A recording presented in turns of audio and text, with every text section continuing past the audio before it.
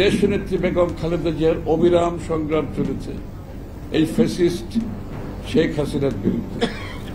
নিজের জীবনের বিনিময়ে গণতন্ত্রের জন্য লড়ে গেছেন।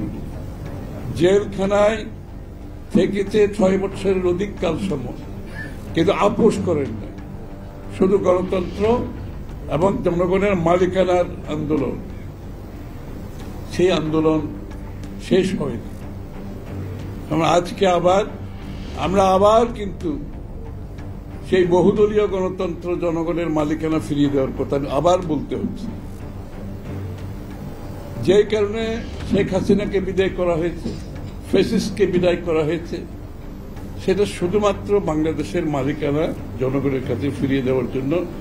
এই দেশের মালিক যারা, তারাই সিদ্ধান্ত নেবে বাংলাদেশ কিভাবে পরিচালিত হবে, এবং তার একমাত্র উপায় হচ্ছে বাংলাদেশের জনগণের মালিকের ভোটে নির্বাচিত প্রতিনিধিত্বশীল নির্বাচিত সংসদ এবং সরকারের মাধ্যমে এটা করতে হবে।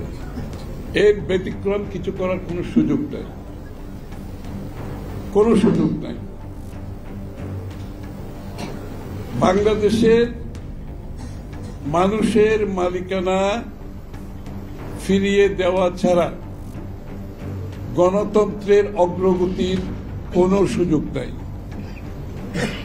গণতন্ত্রের শুরু ওখান থেকে, অগ্রগতি সেখান থেকে, গণতন্ত্রের পথ সেখান থেকে, এবং সেটা একমাত্র নির্বাচন ব্যতীত আর কোনো পথ নাই। অন্য কোনো পথ খুঁজতে গেলে সন্দেহের উদ্রেক হবে। অবশ্যই সংস্কারের ব্যাপারে বিএনপির আগে কেউ প্রস্তাব দেয় নাই।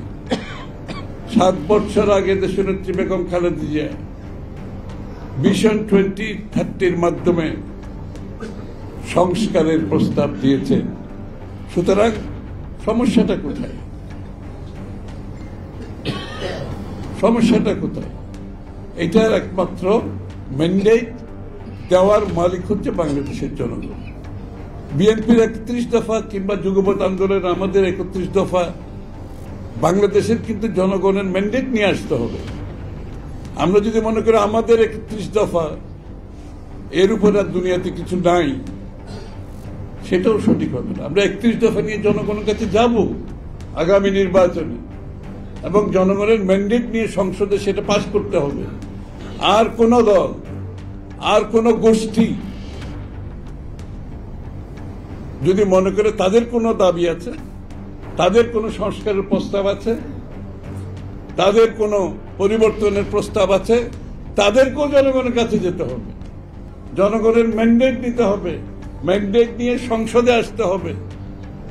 সুতরাং জনগণ সিদ্ধান্ত নেবে, জনগণের কাছে যেতে হবে। তার বাইরে কোনো সংস্কার করার অধিকার কাউকে দেওয়া হয় না।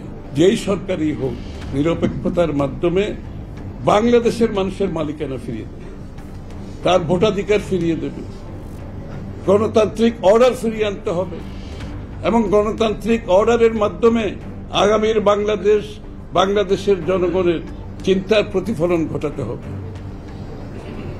আবার এই গণতান্ত্রিক প্রক্রিয়া হচ্ছে কারেকশন প্রসেস। যে ভুলগুলো হয়েছে বিগত দিনে, এটা গণতান্ত্রিক প্রক্রিয়ার মাধ্যমে এই কারেকশনটা করতে হবে, ফিল্টারেশনটা এর মাধ্যমে করতে হবে। আর কোনো দ্বিতীয় পথ এখানে নাই। কেউ যদি দ্বিতীয় পথ বেছে নিতে চায়, জনগণকে বাইরে রেখে, কোনো গোষ্ঠী, ব্যক্তি, দল, সেটা বাংলাদেশের জনগণ গ্রহণ করবে না।